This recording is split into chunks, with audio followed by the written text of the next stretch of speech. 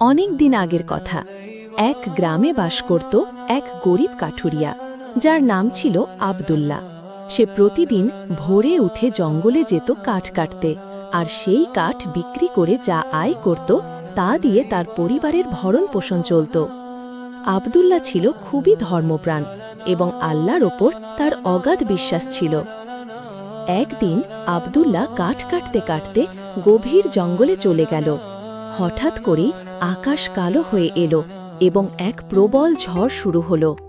মুষলধারে বৃষ্টি পড়তে লাগল আর গাছপালা ভেঙে পড়তে শুরু করল।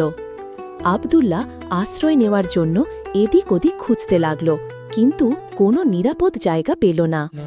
সে তখন আল্লাহর কাছে দোয়া করতে লাগল, হে আল্লাহ, তুমিই একমাত্র রক্ষাকারী, আমাকে এই বিপদ থেকে রক্ষা করো।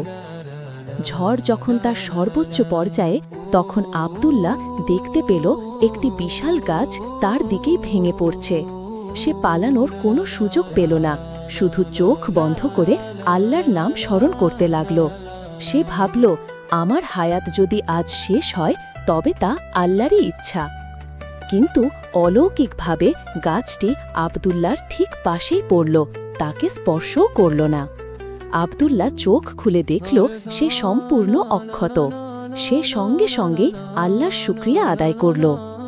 ঝড় থেমে যাওয়ার পর আব্দুল্লাহ যখন বাড়ির পথে রওনা হল, তখন তার মন প্রশান্তিতে ভরেছিল। সে বুঝতে পারল বিপদের সময় একমাত্র আল্লাহই ভরসা।